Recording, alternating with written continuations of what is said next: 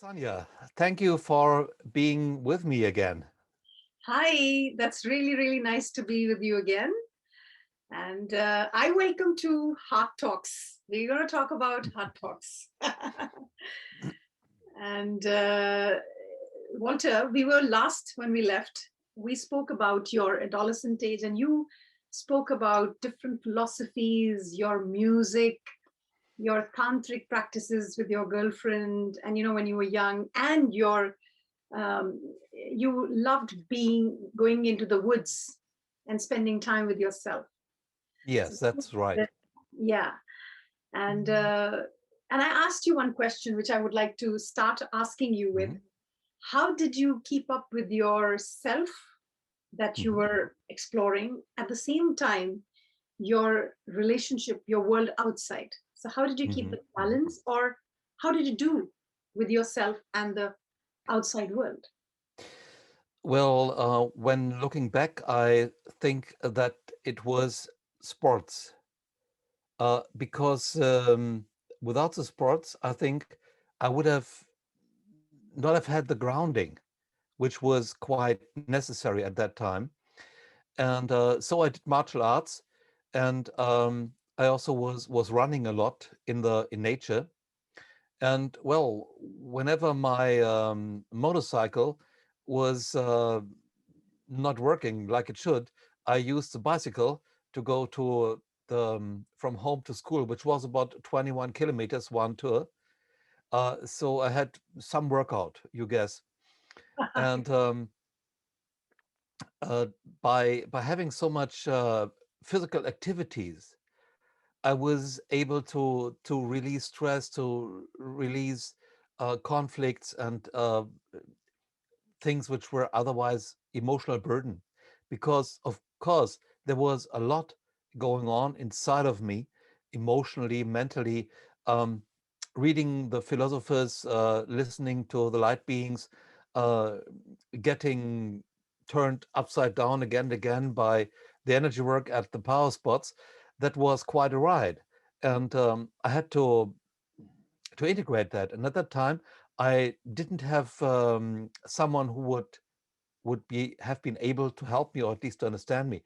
I was in a class, a basic and advanced class about autogenous training. I don't know what the name is in English language. It's has been invented by Dr. Schmidt, I think. And autogenous training is quite popular in Germany. It was at that time even, and it helped me to understand that my thoughts are doing something from my body. But later I also understood the limits of this method, and I understood that music and sports for me were what was really helping me to center and to ground. Okay, interesting. I think very nice that you mentioned about music and sports. I Mhm. think both of them has some connection with mind and body.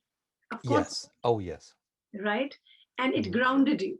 It Yeah. grounded you, gave you a base. Now tell me more about, I'll just like to take one at a time. Music. How do you perceive that it grounded you, music? Well, of course, there is music and there is music. So what I experienced with the music I really like and use most for me is something which does not only reach my mind, but also my body. So when there is a strong groove section, with a good bass, a good drum kit, and maybe rhythm guitar or something, percussions, then I get into a groove, and the body likes that. And that helps a lot to just feel yourself. When you feel yourself, you close down the antenna, so to say. So you're shutting down your psychic awareness and focus on yourself, and that helps a lot to get a peaceful mind, Right. to I get think it's kind of a right journey of thoughts. healing. What again? It's like you go into a journey of healing. Yes, yes, exactly. And even if the texts usually are short, and seem to be simple, they are like crystallization points for your own associations, especially together with the music. I'm with you totally.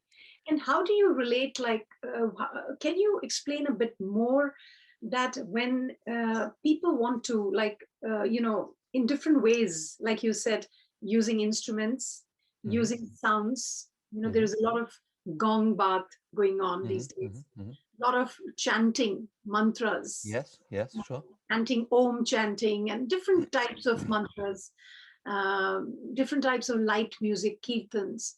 How do you, and you know it all, I know that you've been doing everything almost. So, Mhm. what is it that you can tell people, and how do one person relate with different kinds of these kind of, musical sets of thinking? Because Mhm. how should one decide that I'm going to be an instrumentalist or a singer or a chanter? Like, how do you?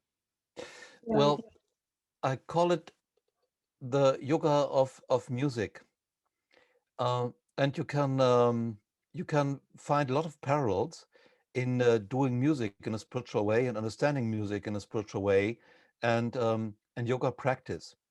You see, there are practices in yoga which help you to ground, and there are other practices in yoga which help you to, well, there is no proper word for this, to sky. Yeah. So, um, for example, often the full lotus position is completely misunderstood in today's time. When there were the heydays of yoga in India, you had several castes. One was the warrior caste. And usually the people from warrior caste, they had to learn yoga. When they started to learn yoga, they were also starting with a martial arts training, with a sword, with a fist, legs, and so on. So that means you had teenage young men who wanted to prove themselves, were interested in fighting, in money, and having a good social standing, in girls, and so on. So what they definitely needed was not grounding. It was more relation to divine. So this is why full lotus has this position that the soles of the feet are open to the sky, not to the ground. Mhm. And the whole situation, the energetical situation of this position, helps people to, well, I wouldn't say getting rid of the material resonance, but uh, minimizing the resonance to the physical world, which for those people at these times was exactly the right thing to do. So this is why the yoga teacher said you need to do full lotus. So in our times, people are processing information. They don't do much with the body. They are with the computers. They do internet surfing, and they look at Excel charts and so on and so on and so on. So there are also these electromagnetic vibes all around, which also create a young overload. Mhm. Um, and in Ayurvedic terms, I think it's a vata overload and a vata chaos, which is Mhm. created, with related health problems and so on. So if these people would do full lotus, it would be exactly the opposite of what they need. What Mhm. they need is grounding. They need to calm down. So when there is music, which reaches mostly the young area, like a lot of classical music, not Karl Orff's music, and there's also some music by Wagner and others who are more physical, but a lot of the classical music is helping you to lift up, to get better relationship to divine as an abstract thing. While today people need something to get down. So when I did for hours emails, writing texts, editing texts, doing graphics, connecting to divine, so I'm inspired and so on, the last thing I need then is more, which brings me up. I need rhythm. I need a bass. Yeah. So what I like is the sub bass of today's music. I really love that, and there are complicated ways to put this together. But I was doing the easy way. I got myself a drum computer, which you can play with your hands, which is half acoustic, and boy, this thing has a very, very, very good sub bass. So when people want to do music, I think it's not that much whether they are getting to be a singer or a great guitarist or a drummer. Of course, there is a difference. A vocalist or a guitarist, they do not work as much as a drummer, or let's say in many types of music, they don't. There are types of music where the drummer doesn't work much. Mm, So when thinking about what kind of music you want to play, that is more interesting. Do you want to play music which goes more to the mind, which is more exact? mm, Of course, this is something where you can get into, the spiritual vibes. When I listen to Mozart, when I listen to Telemann, Vivaldi, it's great. You really can get into waves of energy. But if I want to feel my body, if I want to make my body happy, then I need Mother's Finest, AC/DC, Deep Purple, these kind of people. Um, R&B, 50 Cents, mm, you know, they they are specialists in moving the body, in getting into the groove, and telling something which the mind would not understand, or most it would not understand. Music is a language, a universal language, at least for planet Earth. Let's not go universal, that's a very big thing. Uh, it's a planetary language for the body. mm. Even animals, they react to music. Yeah. When I play a specific kind of music, I know the cats are coming. Yeah. They love it. So when I write, for example, usually I listen to funk, to hard rock, um, because if it's meditation music,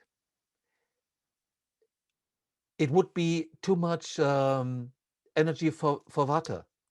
I'm already in very strong resonance to divine. I'm in very strong resonance to angels telling me this and that. So I need something to put down my anchors. So there is a really good resonance to the ground, so energy can flow back and forth, information can flow back and forth. And it's also, let's say, a thing of speed and rhythm. Because when I listen to meditation music, which I love and I also do, then it's very slow. And if I type, I intuitively am guided by the speed of the music. So it would be very slow typing. But when I listen to AC/DC or other hard rock bands, it's like that because the rhythm is much faster. Mm, So it's easier for me to write faster. So when people want to decide what kind of instrument, the first thing is, do they love to play that? Do they love, as a vocalist, to express themselves with voice? Even when people did not learn to sing, when listening how they use their voice, you can tell that would be a good singer or not.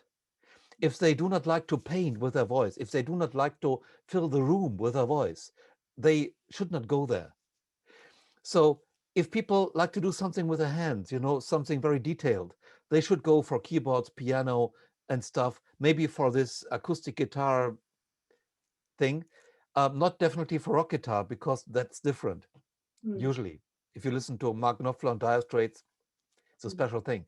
But when, in fact, you like to be physically related to music in a strong way, when you like to feel the music with your body, then go for drumming or percussions. Drumming's even better. Um, Today, a lot of the rhythm part is done by synthesizers, but still, you have very good PA systems around, and they can transmit a lot of bass. mm, There is very fast music today, there is slower music today, but you can feel whatever kind of music you're listening to, whether soul is in there or not. When people are good musicians and they play their stuff, they mm, do their show, well, that's good entertainment, but it's not really something which moves me. I want to feel that the music comes from the heart, whatever music they are doing, and that the music moves them. If the music they do moves the musicians, it moves the audience. Right. So whatever they are doing, I'm sure if today Mozart would be alive and he would perform on stage, the people who go to hard rock shows, they would love Mozart because in fact he was a hard rock guy. He just didn't have the instruments at that time. Okay. Just read his biography. He was Yes. very hard rock. And so I think it is something where you need to feel whether you are related to the instrument, and it is something where you need to find out whether it makes you happy to do that. For example, my thing besides using the voice is rhythm. I love melody and I like to play melody, but there must be a rhythm in it. Just melody is not enough. So when I do melodies with my hands, I use pan drums. These modern drums, I think the hung drum people, they started the whole movement, but today you have lots of different products, very good ones from small to large, which can be played with rhythm and melody. And I like the synthesizer drums because they are half acoustic, half electronic. So you can do a lot of stuff which usually you cannot do with just an acoustic instrument or a synthesizer. Mhm. And I like to perform with this also live. But I have so much equipment on stage then to do what I want to do that Mhm. I need about an hour and a half to just put all the stuff on the stage. So it's easier to produce in the studio. But in the studio, when I listen to my music, I need to feel it, and so I cannot just listen to it by headphones. I Mhm. need the good PA system in my room, which gives me the feeling of the music. If I just listen to it, that's not enough. I need to know whether I can feel it. So when people know that they like to listen to a certain kind of music that is not necessarily what they would be good in, they need to do the same, I think, as I recommend to people who say, I don't know what kind of job I should take. I don't know what kind of work I'm good for. Go into the market, just give it a try, work several weeks there and several weeks there, and after a while you will get a feeling for what's good for you and what not. So it's the same with the music. Just give it a try, just sing along, even if it doesn't sound terribly harmonious. Just give it a try whether it feels good to sing when you do it, and the craft you will learn. Then just get a guitar and start to play, or get a drum kit and start to play. And you can do this in a good music store, for example, and then you feel what is good for you. Your heart will get into resonance. I want to just come and ask you, when you said that, okay, you are more like, you're connected to divine. So you want something which is going to ground you. Yeah. Now, how a common person who would be just interested in music would know that he is, connected there or not connected to the body? Like how does this, normal person or somebody who's not really conscious about it can understand? When you are inspired and are able to show it, meaning you can produce melodies just like that, yeah, then you are inspired. Then it works. When you just talk about something and you don't have to think about what you will talk, you just listen to your voice talking, and then you think, oh, wow, wow, that really sounds good. That's an interesting insight. Wow. Well, Yeah. I would like to have had this before some days. I would have been able to use that in many, many good ways. Then you are connected to divine. So when I'm in the groove with the divine, it's the same feeling like when I'm in the groove with the rest of the band. When I'm on stage with 5 or 6 people, and you are getting into the groove, into a rhythm, a mixture of rhythm and melody, but it's lots of this is rhythm, and you feel that the whole band does not need to give signs or whatever. You just know what you need to do, and you know what the audience needs. So that's the same kind of mood, the same kind of feeling which you have when you are linked to divine. You just do things. In management training, they call it the flow experience. FLOW. You might have heard about that. So when people are in the flow, they don't have stress, or at least no negative stress. They just do the things, and they are very elegant, very exact, very efficient, because they are now just the hands of divine in a way. It's not exactly like that, but it's good enough. So Right. this is the feeling. Everybody knows that. Everybody has had that. When you're playing some game, when you have painted, when you were dancing or whatever, there were moments where you were just lost but did a very good job. And it felt so good. So this is exactly what I'm talking about. Great. And it's like when you said now I mean, the music part, I've understood in how you managed your music inside. But how did you manage your sport? When did it happen for you to understand that when you go into your martial arts, it really connects you with your body and mind? Well, in martial arts at that time, I was I think like many teenagers, much into I want to be stronger, I want to be more safe, these kind of things, and I wanted to do the higher kicks and the faster blows and these kind of things. So what helped me was just the atmosphere in a good dojo. You know, when the teacher knows the job, that's one thing. It's like with the musicians. But when the teacher, the sensei, is with his or her heart, with the martial art they teach, then you feel when you come into the dojo that you are embraced, like someone gives you a hug, a good friend gives you a hug, and you calm down. You automatically calm down.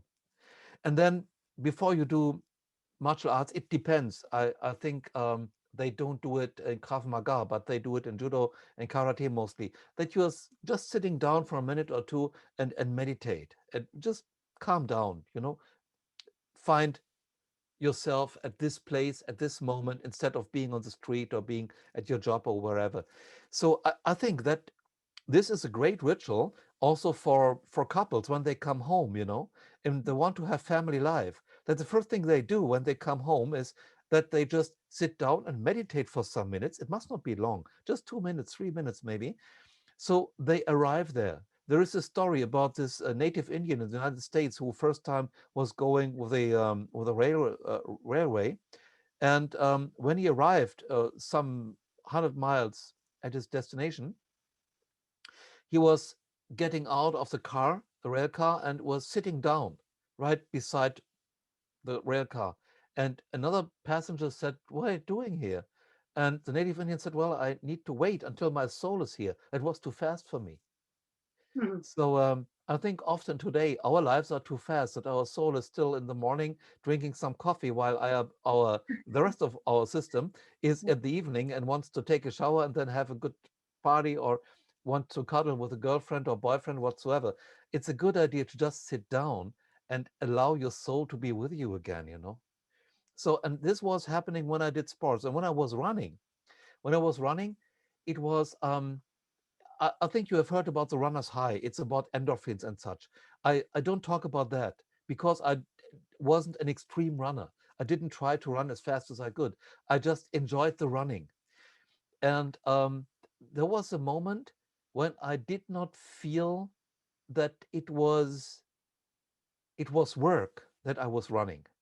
I was just running, enjoying the landscape, enjoying breathing, enjoying the movement. And then that you are in sync now with your soul, with your body, and that now the vibes inside of you are getting more harmonious. And when I do this also today, I get the best resonance to light beings because I'm well grounded. What often people don't understand is if you want to get connected to divine, you need to be very well connected to your body. They say the body is a temple of divine. But when you are tuned in well to your body and to divine, then your body is the divine. Mhm. I'm with you. Mm, It's nature. exactly. And Mhm. it's like, yeah, I mean, this is very interesting what you're putting because I think people who, uh, the basic foundation we have to have is body.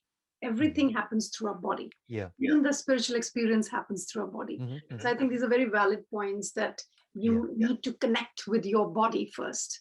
Mhm. And then, and most of us are seeking after divine connections. But before that, we need to actually ground ourselves. I totally agree with you, and I understand where Mhm. you're coming from.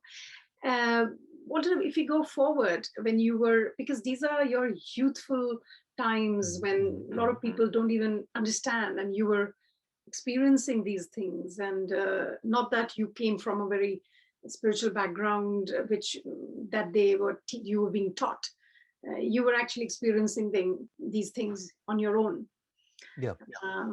And what happened to you? Was there? Do you see any breakthroughs in your life that you would like to share? That okay, that was my breakthrough after when you were moving ahead in your life. Did you Well, find yeah. breakthroughs? Yeah. Mhm. Yeah, there were some, let's say, breaks, and I understand hard times in your life as the same thing like when someone does, as a sports, an athlete does jumping high, then you need to come close to the ground because otherwise your muscles cannot move you up very well. If your legs are already stretched, you don't have much power to go up.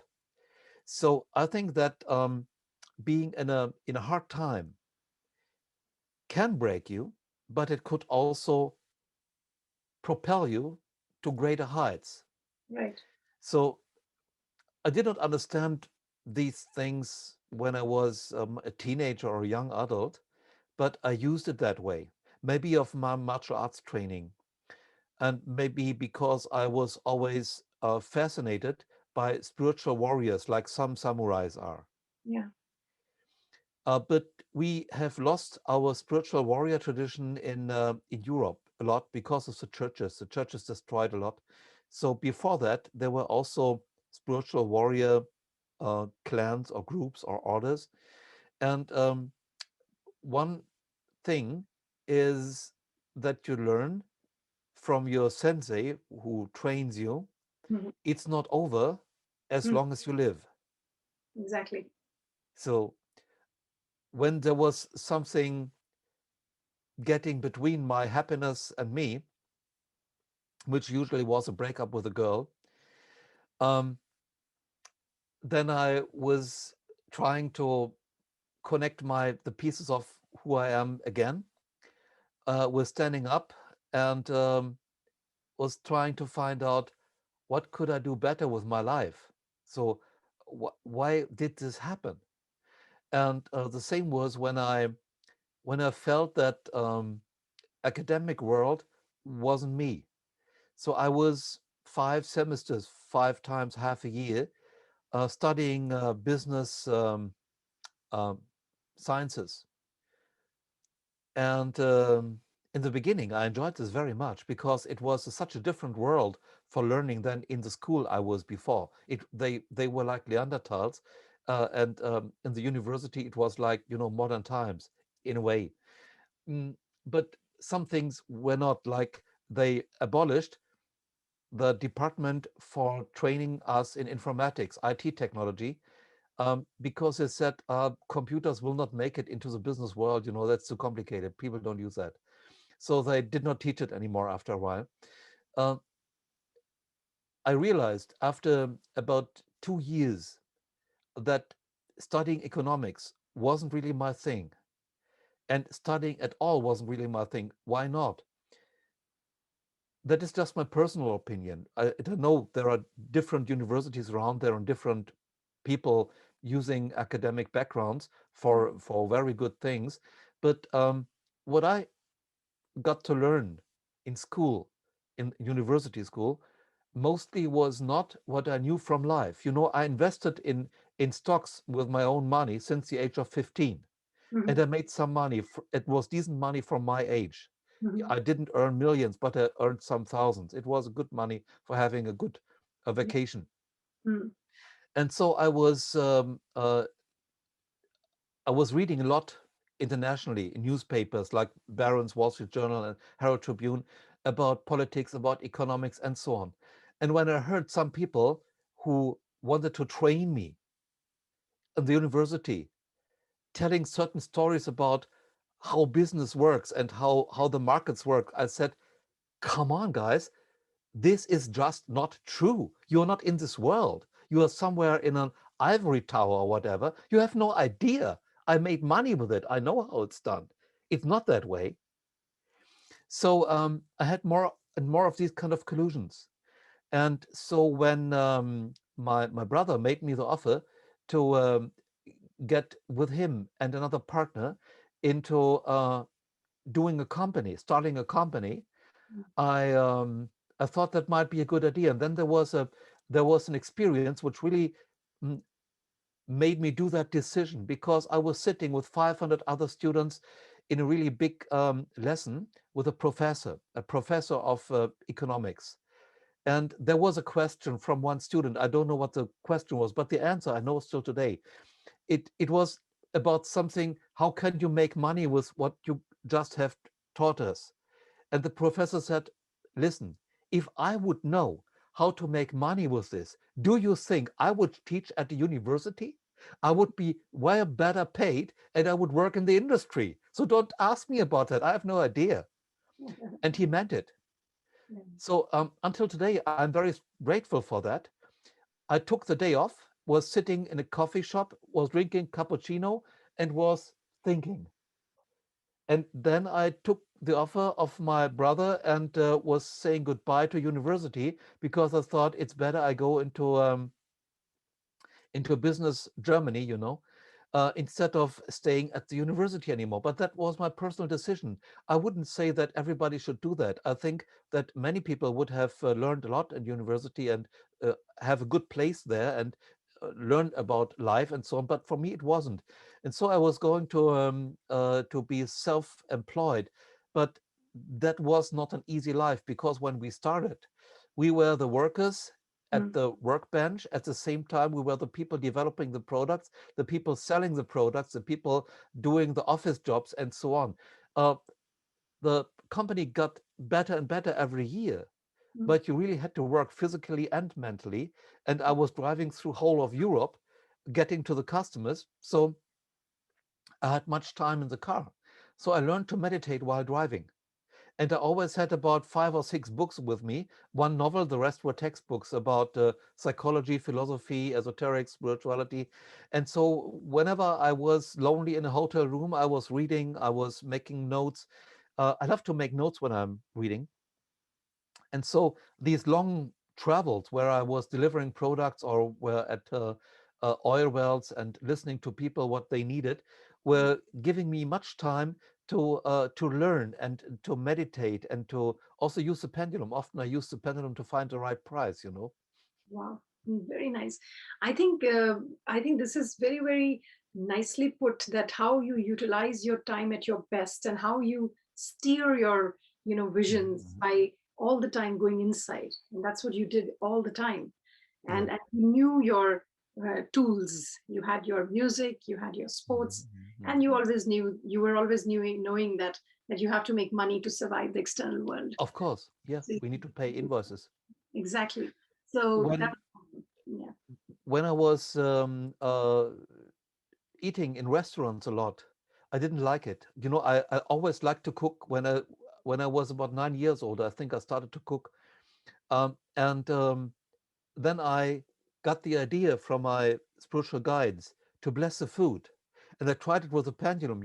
In the beginning, the pendulum was well, a little bit. There was a little bit of energy in it, but when I blessed it, and it's a simple blessing. Everybody can do that. Thanks to everybody who contributed to my meal and my drink. So Wow. if you do it and if you mean it, you will see the pendulum afterwards goes like that, like crazy, because now you have connected your food and yourself to divine. Wow. That's the power of being grateful. Never underestimate what gratefulness can do for you. Fantastic. I think I would end this session with the, saying that the attitude of gratitude is what. Absolutely, yes, yes. So, Walter, it was so wonderful listening to you. Absolutely pearls of wisdom. Thank you so much, Walter. Thank you, Sanya. That's a wonderful situation for me being in this talk. Have a great time, and I'm looking much forward to seeing you again. Absolutely. Me too. Take care.